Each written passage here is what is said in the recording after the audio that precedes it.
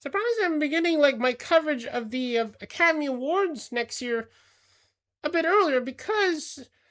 actually after many years where the Academy Awards would be will be airing on TV, mainly on ABC, beginning in 2029, the Academy Awards will now air on YouTube,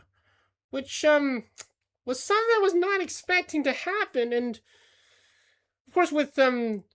lot of things happening in Hollywood right now that apparently is kind of impacting media. Apparently, of course, with Warner Brothers being bought by Netflix, and also like the changing of how to consume media. Apparently, this could lead to probably to a new era in Hollywood, like that might kind of be like what happened when like talking pictures came in. Example, the film Babylon, for instance, and also Singing in the Rain too. Both great films. Although more people probably like Singing in the Rain, probably. But I mean, like, yeah. So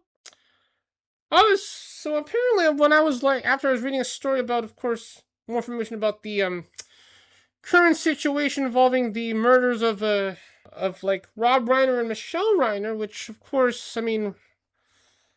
not going into more detail about what's happening with the murder, but more about with Rob Reiner specifically, where apparently, of course, he like if it wasn't for him, we wouldn't have some of the types of like films and shows we have today, especially like let's say we wouldn't have The Office because if it wasn't for this Spinal Tap, and but also I mean he also made some really interesting films from a variety of genres, including films like the romantic comedy When Harry Met Sally, which I did not see yet, but I'll eventually see soon, and his adaptation of the Stephen King story The Body with Stand By Me, which that was a great film I saw, even though the film was rated R and I was very young at the time, and apparently there was the scene in the film with the pies. And so after I read that story, apparently I saw this little headline, and actually I was looking through this through BBC News, but it did say that apparently that the Academy Awards will no longer be on ABC, and will actually be moving to YouTube beginning in 2029, which is going to happen after the 100th, anniversary of the Oscars, which and yeah, I mean probably of course with various award shows would actually be airing on like online. For instance, of course, we have the Video Game Awards, which back in the day would air on, let's say, Spike, like TV, but now it's airing on like in the internet on like Twitch and YouTube. And then you also got the Streamer Awards, of course, the award show for streamers, and the Screenwriters Guild Award, which, of course, like back in the day would air on, let's say, on TNT and TBS, but now it's airing on Netflix. And now we probably have, with the Oscars apparently now moving to YouTube, as opposed to maybe all other award shows will move to YouTube. And this probably could be a major game changer in, let's say, of how we're going to be actually kind of watch things on TV, or even see films in the theaters, or well, if they'll still exist, or probably how we're going to watch them at home. Like, are we still going to watch them on Blu-rays, or probably going to mainly watch them on stream? But also, it might be hard to access a lot of films if there's no Blu-ray option available. But apparently, so apparently, as I'm going to go through this press release from the Academy of Motion Picture Arts and Science, which handles the Academy Awards, I'll probably give some thoughts about. We'll probably get some thoughts of it as I go through. Which so I'm going to read as quickly as I can. But the Academy of Motion Picture Arts and Science and YouTube sent a multi-year deal that will give YouTube the exclusive global rights to the Oscars beginning 2029 with the 101st Oscar ceremony and running to 2033. So this means that apparently that the cameras will stay on ABC for 3 more years until 2028. And apparently when YouTube airs the award show, they will have probably like complete control of the entire broadcast, where they will not only air the actual award show, but they'll also air the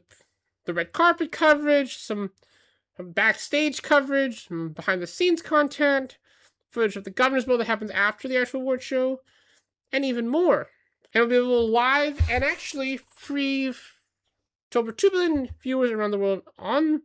the website and for YouTube TV subscribers in the United States, which, yeah, but so, I mean, like, for those who probably don't have the internet, this might be kind of, I mean, like, this probably could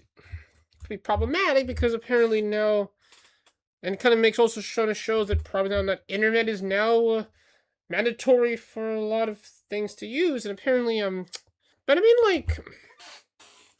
although, I mean, you can still watch this on the TV, but I mean, personally, for me, I would watch the actual award show on a TV. But I mean, but at least with the award show moving to YouTube, there's a possible chance that it might cause the quality of the actual award show to go down. It might get to, let's say, the levels of, let's say, the maybe the video game awards, but also, I mean, there will probably still be commercials, but I mean, like, but this, I mean, of course, with YouTube now airing the actual award show, that means that all the channels that are apparently airing the actual award show, including, like, well, for CTV in Canada, apparently that means that apparently all the channels that aired the award show will probably lose ad revenue from this, and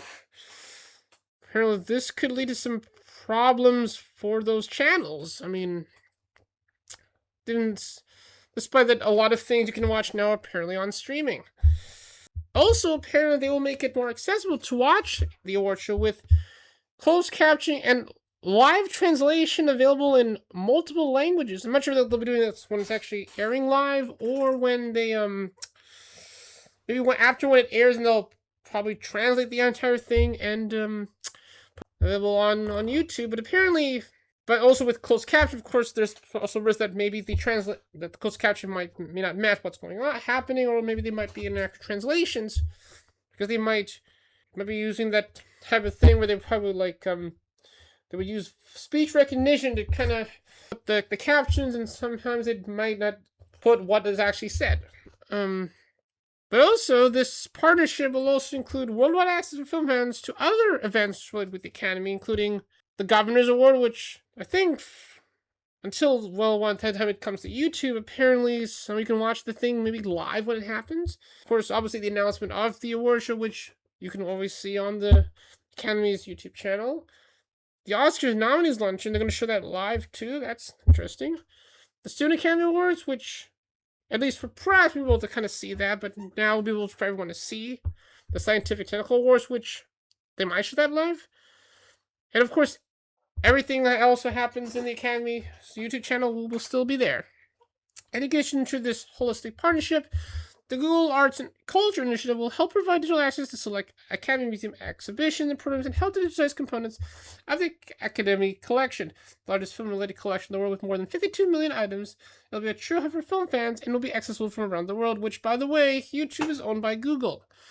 So, I mean, this is probably now Google starting to come in and kind of also cause a monopoly too, like with Netflix trying to buy various companies, and then the probably will eventually lead to all the companies being part of one company that leads less competition. But here are some few quotes from various people involved with this deal. We are thrilled to enter a multifaceted global partnership with YouTube to be the future home of the Oscars and our year-round Academy programming. So Academy CEO Bill Kramer and Academy President Lynette Howell-Taylor. The Academy is an international organization, and this partnership will allow us to expand access to the work of the Academy to the largest worldwide audience possible, which will be beneficial for our audience members and the film community. But the thing is somehow that the problem of trying to get more people to watch films, and also at least in the theaters, of course, many millennials would watch them, let's say, on their cell phones, which, like, kind of quoting the late David Lynch, apparently said that it's kind of sad that you're kind of watching a film on your cell phone, which, and of course, I mean, watching a film on the cell phone is probably not the same experience as seeing a film in theaters, but also maybe with, like, casual audiences that probably may not want to see a film with, let's say, the highest quality possible. I mean, like, for me, I probably would like to see the film the highest quality possible when available. Or also as, like, the way the film was intended to be seen, either if it's on film or digital. And But I mean, if let's say this goes a bit too far, then there's a potential that maybe we'll come back to the movie theater to see films. But could be maybe because of like say a lot of the films that were released in recent years were like not as great as like many films that were released in like in the history of film, which because of course many films released in the past 2 years are apparently like it's like pretty much let's say remakes of films or things involving like famous franchises. This collaboration will leverage YouTube's vast reach and infuse the Oscars and other Academy programs with innovative opportunities for engagement while honoring our legacy. We will be able to celebrate cinema, inspire generations of filmmakers, and provide access to our film history on an unprecedented global scale. But I mean, of course, the Academy allowing like everyone, well, outside of Los Angeles, to kind of see some of the exhibits at the Academy Museum, which I mean, at least you can learn some about film history there too. Here's a quote from the CEO of YouTube, Neil Mohan. The Oscars are one of our essential cultural institutions, honoring excellence in storytelling and artistry. Partnering with the Academy to bring the celebration of art and entertainment to viewers all over the world will inspire the generation of creativity, and film lovers will stay true to the Oscars' storied legacy. Well, apparently, though the ratings of the award show actually kind of went up in the past year since Conan O'Brien began hosting it this year, which apparently he did a great job hosting. He'll be back hosting it next year, which I mean he does appeal to the youth, but I mean when they move the award show to YouTube, I mean will they still bring those types of people to host the award show? Although they'll probably bring in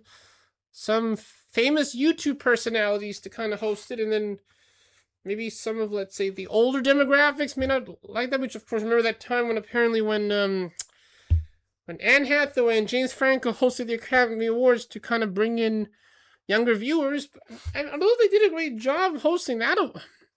edition of the award show, apparently some of the ratings apparently didn't do very for that edition, and some of they brought back the usual people you would expect to host the award show, like Jimmy Kimmel or like Jon Stewart and Chris Rock. And then also and also Conan O'Brien, which but yeah, I mean like but also I mean like but although there is one kind of advantage for apparently the actual award show from actually being available on YouTube, because that would mean that maybe we can actually now react to it live on streams, like at least on Twitch and YouTube, which of course right now you can't do it because